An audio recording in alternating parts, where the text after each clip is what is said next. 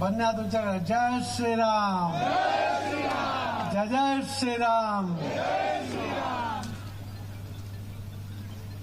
આપણા સૌના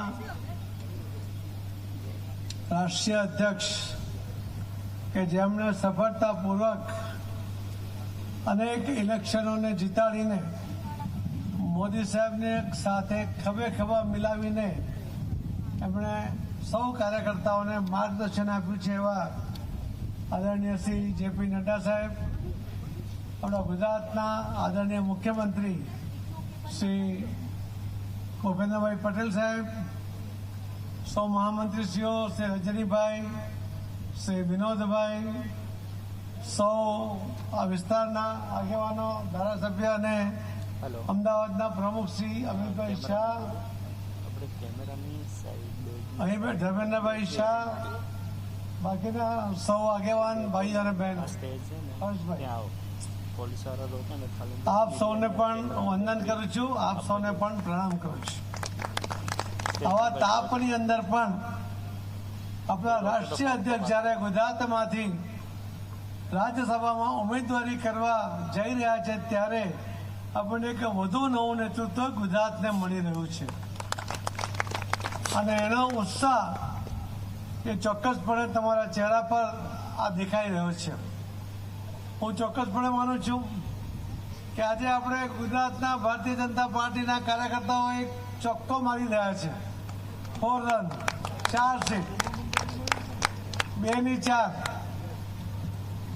અને કદાચ આવતી વખતે જ્યારે રાજ્યસભાના સભ્યોની ટર્મ પૂરી થશે ત્યાર પછી ગુજરાતમાં કોંગ્રેસનો એક પણ સભ્ય રાજ્યસભામાં નહીં હોય. કોંગ્રેસ મુક્ત આ ગુજરાતમાં રાજ્યસભા થઈ જશે. લોકસભા તો પહેલાથી કોંગ્રેસ મુક્ત છે જ, અને વિધાનસભા પણ તમે નજીક પહોંચાડી દીધી છે.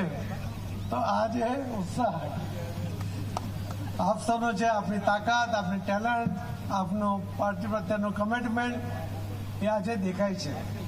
હું આદરણીય શ્રી જેપી નડ્ડા સાહેબને ચોક્કસ વિશ્વાસ અપાવું છું કે સાહેબ આ તો ચોક્કસપણે જીતવાની સીટ ઉપર તમે ઉમેદવારી કરો છો, પણ તમારા નેતૃત્વથી અમે આવનારા દિવસોમાં ત્યારે લોકસભાનું ઇલેક્શન છે એ બધી જ સીટો 26માંથી 26 સીટ ત્યારે મોદી સાહેબ પ્રધાનમંત્રી તરીકે હેટ્રિક કરવા જઈ રહ્યા હોય ત્યારે ગુજરાત ભારતીય જનતા પાર્ટીના કાર્યકર્તા પણ ગુજરાતમાં 26 સીટ જીતીને હેટ્રિક કરવા તરફ જઈ રહ્યો છે.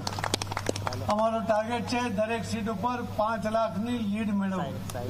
એના માટે ભારતીય જનતા પાર્ટીનો કાર્યકર્તા કટિબદ્ધ છે અને હવે આપણું નેતૃત્વ અમારી પાસે હતું જ, પણ હવે તમે અમારામાંના એક થઈ ગયા છો એટલે આપણે વધુ આત્મીયતા સાથે, વધુ નજીકના માર્ગદર્શન સાથે આપણે આ જે ટાર્ગેટ એચીવ કરવા માંગીએ છીએ ચોક્કસપણે એચીવ થશે એવો મને વિશ્વાસ છે. ફરીથી હું આજે જ્યારે 4 ઉમેદવારોનો અને રાષ્ટ્રીય અધ્યક્ષ તરીકે આદરણીય પ્રધાનમંત્રી શ્રી મોદી સાહેબે આપણને ખૂબ સારું નેતૃત્વ આપણને આપ્યું છે એમના માટે મોદી સાહેબના આભાર સાથે મારી વાતને વિરામ આપું છું. જય જય ગરીબ ગુજરાત, ભારત માતા કી જય શ્રી રામ.